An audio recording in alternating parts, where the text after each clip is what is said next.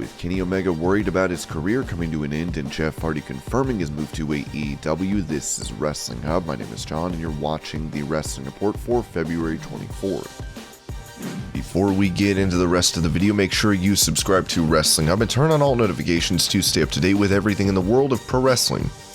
Also, don't forget to follow us on Instagram at Wrestling Hub Official and also follow us on Twitter at Wrestling_Hub.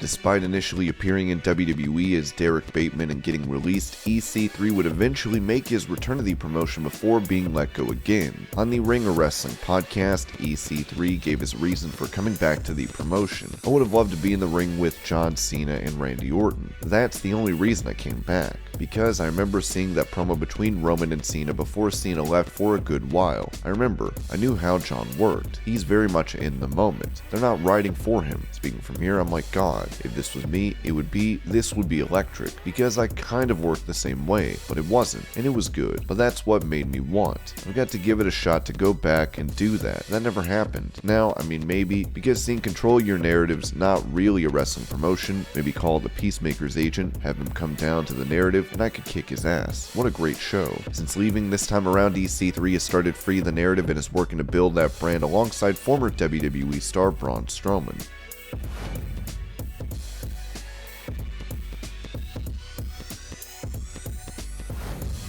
Recalling their time in WWE and short-lived tandem with Randy Orton, Dax Harwood of FTR revealed on the sessions that he and Cash Wheeler are grateful for Orton fighting for them in the company. I will go on record and say that there was no one else who fought harder for us than Randy. Maybe Roman, it was a close second. But Randy fought super hard for us. The whole FTRKO thing was not supposed to be a thing, but it worked. We worked together, and so we worked through house shows together, and he was so impressed with myself and Cash and being able to call stuff in the ring, and we got along on the tour buses and stuff, and it was just easy. Dax would go on to mention that he and Cash signed over many trademarks to get out of WWE sooner. Money is incredible. When I talked to my grandma and I was telling her my issues, I'm not happy, but the money is great. Her exact words to me were, how much money do you really need? That was such an eye-opening experience to me. I'm college educated, 2 degrees. Yeah, you're exactly right. It sounds like I'm bitter, but I'm not at all. We just weren't happy. Not just us, but they weren't giving any of the tag teams the opportunity that we thought it deserved. We knew we would be stuck at a certain position if we stayed there. For years and years, I've prayed every night to be a professional wrestler and to take it very seriously. Knowing they weren't going to give us the opportunities that we thought we deserved, we had to get out of there. We talked about it and they kept throwing more money at us and more money. I called my wife and told her this is the amount of money they offered us. I don't think we're going to take it. She said no money is worth your happiness. Do what you want.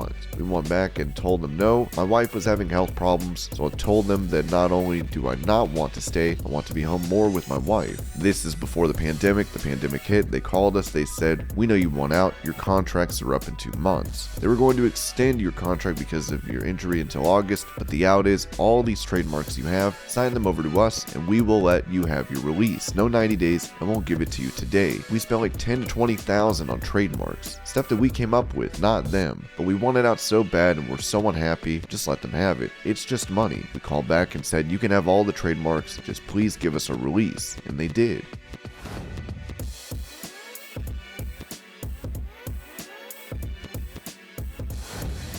With all their matches throughout their feud receiving praise from backstage officials, Bianca Belair told Wrestle Talk how special it was to hit Doudrop with the KOD. I love to get in the ring with Doudrop. I love that feud too because I feel like I got to show a different side of me. I'm used to being the person in there that's the bigger person and stronger and tougher, but Doudrop, she's a strong competitor, so I got to show more of my athleticism with her, but to be able to finally KOD her after she had been running from me week after week, I feel like that was a special moment there, and I really wanted to prove that I was the strongest. I train all the time for it, and it was just my moment to prove it in that moment.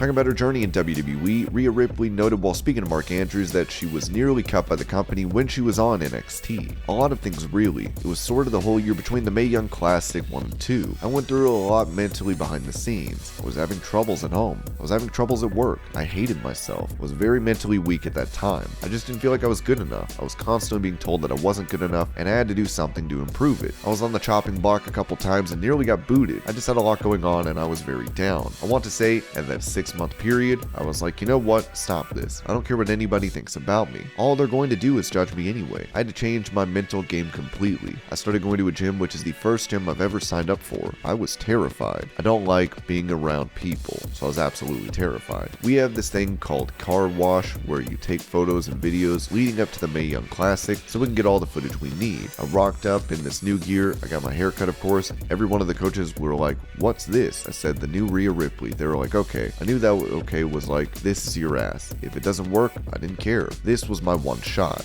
This was my one opportunity that I have to take, and I have to do it my way. If it works, and I can shove it in their faces. If it doesn't, then I'll leave myself.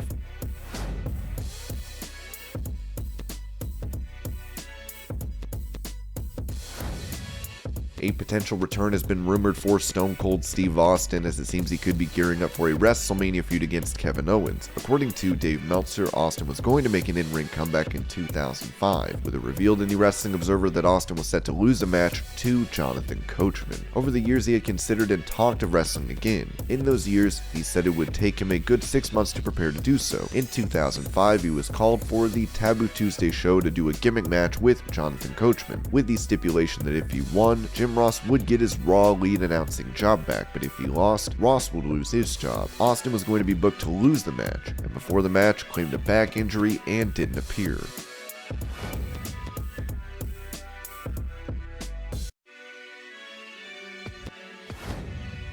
Given the news of Cody Rhodes leaving AEW, fans are certain he will be making the move back to WWE. Speaking about this on his podcast, Ric Flair noted that WWE will be more than happy bringing back Cody. "I'm sure they'll welcome him with open arms. There's no way it couldn't be a good move for him. He made himself on his own. Then he went to work with AEW, made himself even bigger, and then why not bring back Cody Rhodes, son of Dusty Rhodes? It's huge."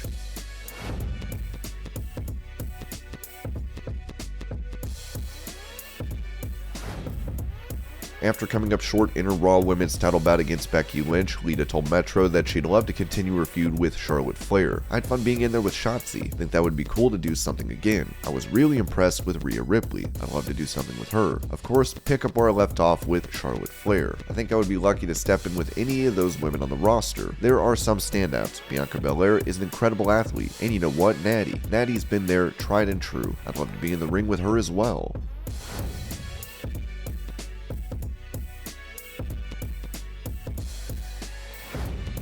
While they were originally set to face off at last year's WrestleMania, Goldberg and Roman Reigns would finally do battle for Elimination Chamber. Of course, Reigns would come out on top and retain his Universal title, but Goldberg revealed on the CarCast that he had to recover from COVID to get ready for this match. "Roman is a great dude. It would have been nice for me to do it in my 40s, but I had to do it at 55. I think they planned it out so he had more of an opportunity to beat me. Let's be perfectly honest. I would have squashed him 15 years ago, but now it's a different story. I'm 55. I do 2 matches a year. What am I going to do? Come in one of the bigger pay-per-views and I'm going to beat the Universal Champion and take the belt home for 6 months and come back? I don't write the script. I just kind of follow it.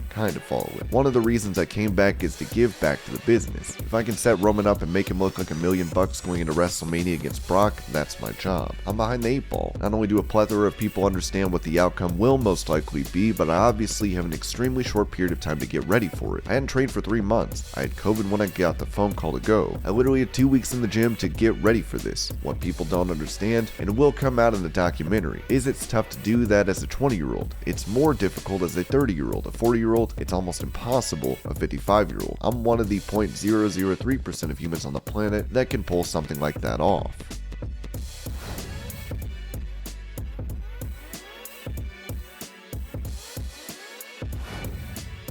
With him on the sidelines recovering from injuries, former AEW champion Kenny Omega revealed on Wrestling Observer Radio that he is anxious about his pro wrestling career coming to an end. I'm always thinking about it, especially now because you see how fragile everything is and how it could end. I don't necessarily mean from a personal standpoint. I could be injured and it's over, or one of the procedures could go wrong. They have to give me the bad news. You'll never be the same and you can't be the person you want to be in the ring, or wake me up tomorrow and everything digital has been hacked and there's an alien life form and there's no way for material to get out there. It could happen. Who knows? It could all end. Go out of our control. Sorry guys, AEW isn't a thing. All wrestling isn't a thing. What is that I do?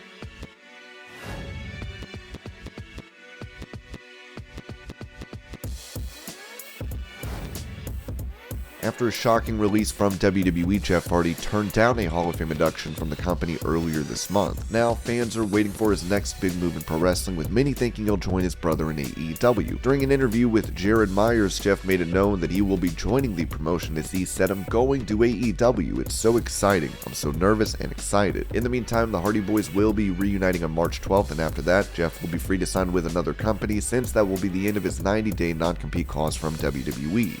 During that interview, Jeff would also reveal the last straw that led to him leaving WWE. "They released me and tried to make me go to rehab, but I'm just so over it. My dream match was with Roman Reigns. Talked about that many times, but then I said, so you want me to go away for like 28 days just to save my job? No. You know what's important to me? Family. My 2 daughters, my wife, they believe in me. Forget WWE, man. It's like a private, personal thing. I'm not going to go to rehab. If they believe in me, that's all that matters. My wife and my 2 girls."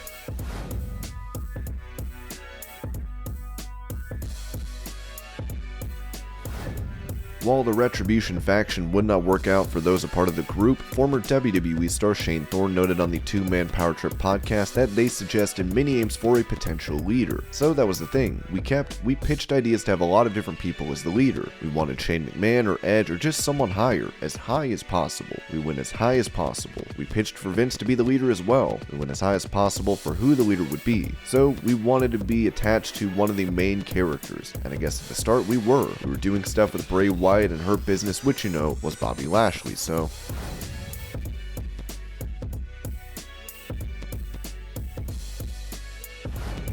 In some breaking news from PW Insider, Cesaro has apparently been released from WWE, with it said, "We were told the 2 sides had been in negotiations but had not come to terms on a new agreement. This would be a case of his contract expiring, so there would be no 90-day non-compete." Cesaro had been slated to be at tomorrow's SmackDown taping in Hershey, Pennsylvania, but will obviously no longer be there.